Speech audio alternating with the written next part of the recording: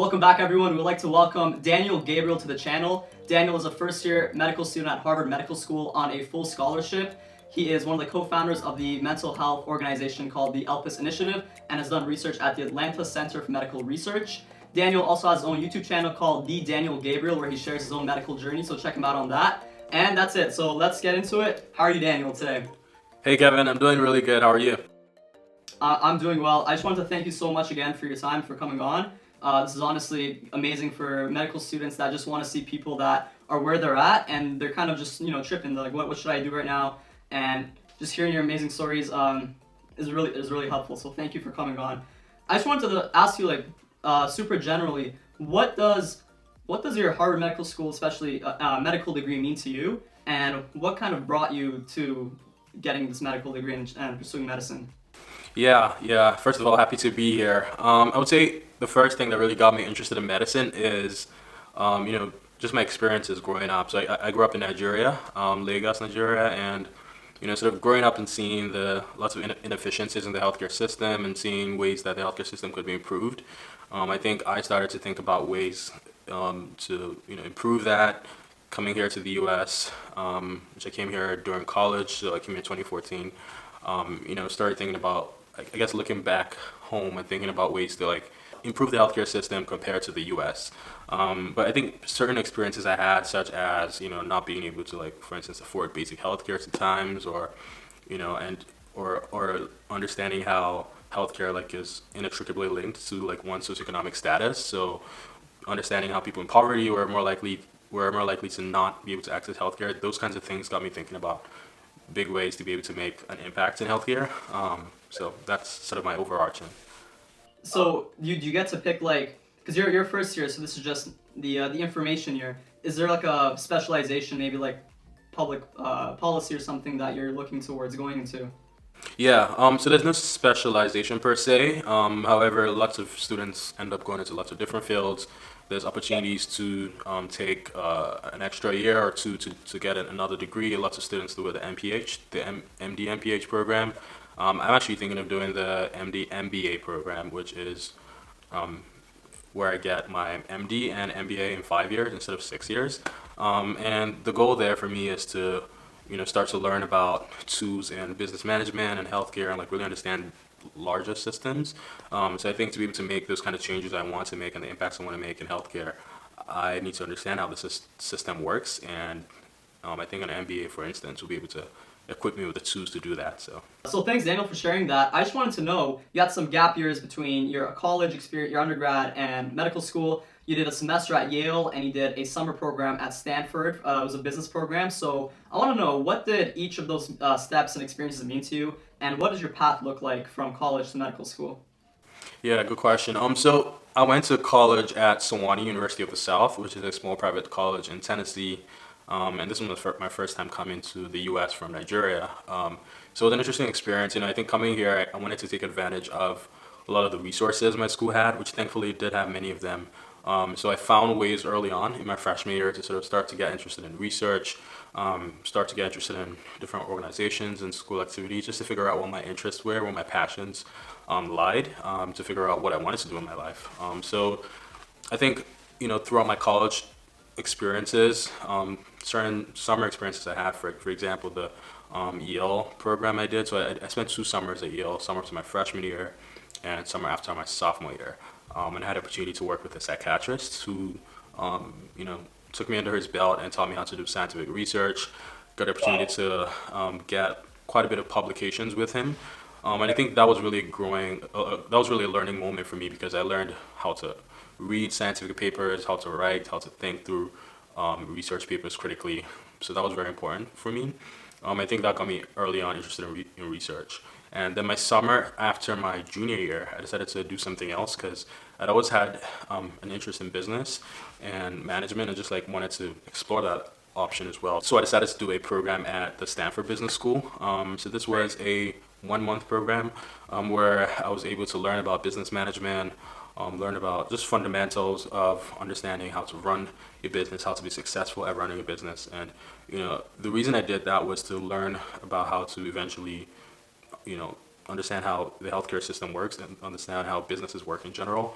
Because at the heart of it, medicine is a business. So you need to be able to make a change in medicine. You need to be able to make a change in the business. So I wanted to learn that. So I think that was really an eye-opening opportunity for me because it was a short program, but it got me thinking about management, and I think it's one of the reasons why I'm now inspired while in medical school to take on the MD MBA program while I'm here. So I think overall my experiences, lots of different seemingly unconnected fields, really speaks to my desire to make an impact in some way or form. But I think being able to explore all those different avenues and opportunities has been able to like has made me become a better, I guess, critical thinker and a person who is willing to like make an impact in my community. So During those gap years, is there anything that went on? Like, what was your intuition behind taking those gap years? yeah, so my reasons were quite a few for taking a gap year. So I taken the MCAT my senior year in college, and I did well on my MCAT, but I wanted to score higher because I knew some of the schools where I was going to be applying to were like top schools in the country, and I needed to be more competitive, especially as an international student applying. I knew my odds were lower, so I wanted to like do everything possible to make myself the strongest possible candidate. So I decided to take another year off. So I took 2 gap years, but I decided to take another year to just study for the MCAT while working full time. So it was on and off studying. I think probably I studied for like about 5 months in total. But I think that allowed me to like really focus on that and focus on my weak areas. Another reason was just to do more research. So I like research. I spent my gap year in Atlanta, Georgia, where I did clinical research in a psychiatric research center. So I was working as a coordinator on lots of clinical trials, looking at depressions, anxiety disorders, things like that, and looking at sort of management and therapies for that. So, I think it was twofold, my MCAT, as well as just strengthening my application and focusing on something I loved, which is research. So I think all of it worked in my favor eventually. So I definitely recommend if you want to and if you feel it can be useful for you for pre-med students to take a gap year or two. What did it look like, applying through for the AMCAS, writing your essays, getting maybe recommendation letters from professors you haven't seen in 2 years? How was that process for you? Yeah, I'm gonna say first of all, it was a long process. It takes a whole year to apply to med schools, and it can be kind of exhausting overall. But I think if you power through it, you're gonna be good. I think I had started to think about my application early on, like right after I graduated. So even though I took 2 years off, I was still in contact with some professors. I made sure that the professors who wrote some of my recommendation letters knew me really well. For example, one of my professors was a psychology professor who co-PI the project, and that means basically she was a co-researcher on the project with me. I did in Nigeria, looking at like a mental health literacy curriculum and its efficacy in high schools. So it was a very significant project that took quite a lot of effort, took a lot of time, took a lot of money, funding. So I'd built a significant relationship with her that I kept going even after college, and she was able to write a strong letter for me. I also got letters from directors at Yale who had seen my work while I was there, people who are on my current job in Atlanta. So I think keeping relationships with people whom I had worked with and who I had known pretty well allowed me to like have a strong letters of recommendation. I think overall, thinking ahead or planning my application ahead was very important in making sure I didn't feel really stressed. So I think I started my personal statement like 6 months before it was due, just because I needed time to write the first draft, sit on it for a few months, and then go back and read it again to make sure it was strong. And then just have quite a few people read over it and make sure it was good and it really reflected who I was and what my story was about. So I think, given it time, making sure you plan every piece of the puzzle ahead of time, thinking about funding and finances, because traveling to schools for interviews can be quite a financial burden, especially if you're from a low socioeconomic background. So thinking about all those pieces can be very helpful. I know that might be different with during the COVID times with interviews being online, but yeah, definitely think about all parts of the application before you go in. And what did MCAT studying look like for you? Like, did you use a course? Did you use books? How did that look like?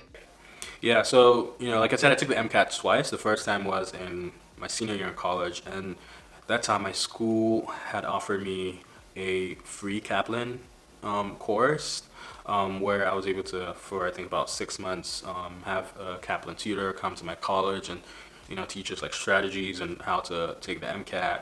I don't think that was really helpful for me, to be honest, because at the time I don't think I was even ready for the MCAT, and it just had so much going on in school with academics and like extracurricular activities. I couldn't really put a lot of my effort into studying for the MCAT.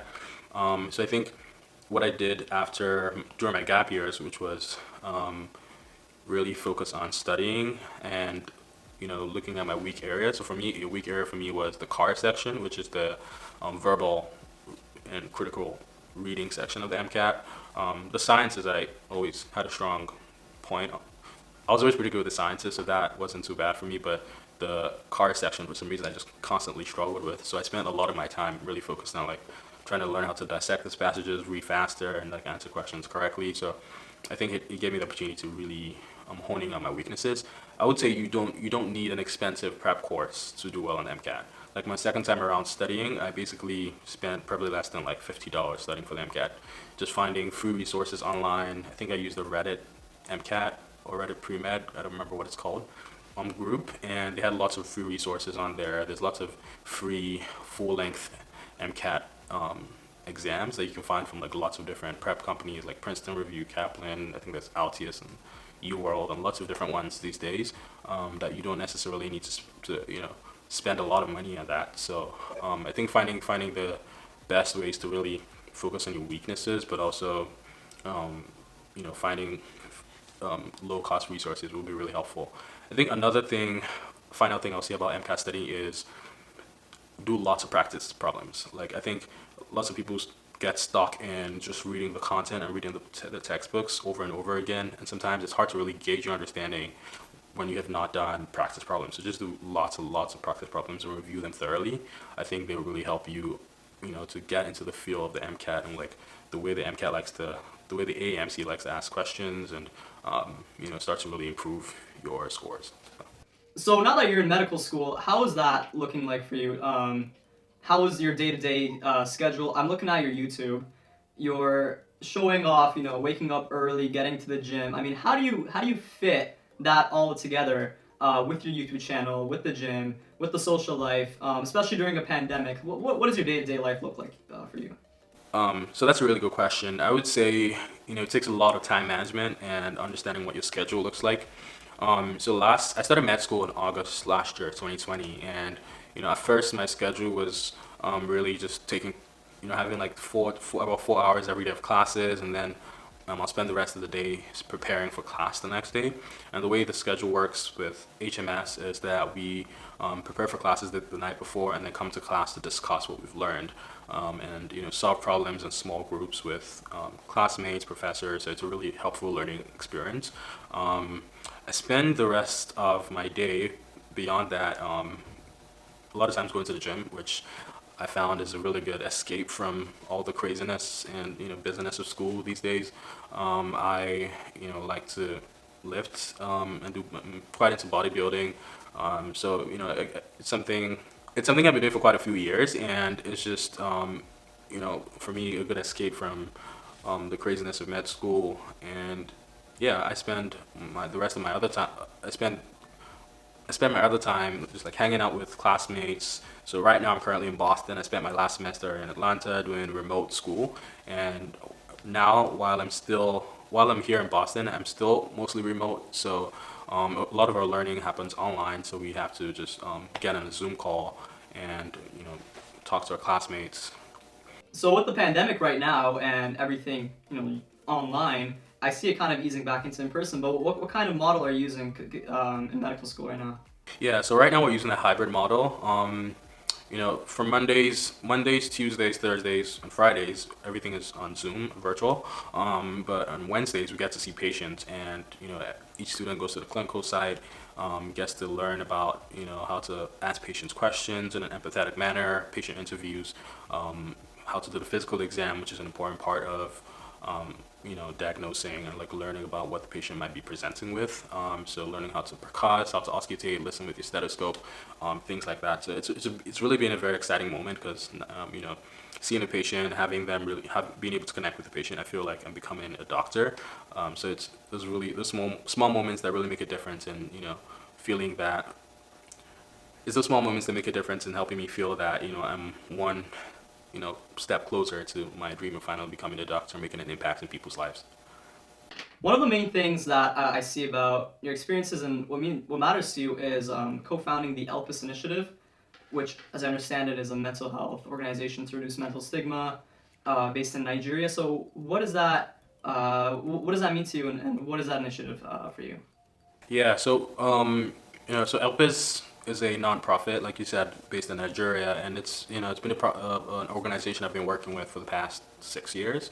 Right before I moved to the U.S. for college, and you know, I think my initial interest in medicine came from looking at the state of mental health in my community in Nigeria, and just people with mental health issues were overlooked, who were silenced by the communities, and I had always been thinking of ways to improve that because I'm very passionate about mental health, having a family member who struggled with a mental health condition. So I wanted to really be involved in that space, so I got involved in that organization before I came to the U.S. And I think I've done a lot of work in psychiatry and like starting a neuroscience club in college. Things that have really like helped me to learn about mental health myself. So it's definitely something I intend to pursue long term.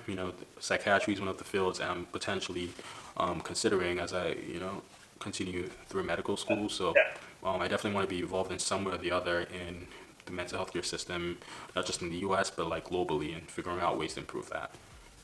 And that ties everything together really well. So, are you saying that you want to, in the future, go in that area of maybe psychiatry?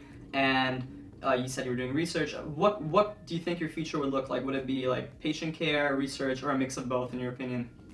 Yeah, that's a good question. I don't know the answer to that right now. I definitely want to be involved in patient care. I love taking care of patients, and that's something I definitely want to be involved with in some way in the future. However, I also see myself doing something where I am able to make more of a larger change in healthcare systems. So maybe being involved in organizations, starting initiatives that are able to make more global impacts, but still being able to see patients. So I think there are lots of different ways you can combine both to be quite impactful at both. So that's something I'm still not 100% sure of what that's going to look like, but that's something I definitely want to explore going forward. All right, so thank you, Daniel, so much for coming on the channel today and sharing your perspectives and your journey with medical students, pre-medical students everywhere that just want us to go down that path and help people in the ways they can. Everyone, please make sure you follow the Daniel Gabriel on YouTube. I'll put his channel link in the description. It's also in the corner right here to follow his medical journey. He has a bunch of more videos there, so please subscribe to him. And if you like this video, please leave a comment, like, and subscribe to my channel as well. I'm trying to make this into a series where we have amazing guests that are way ahead of us in different fields of medicine just come and talk about their experiences. So please stay tuned for that, and take care.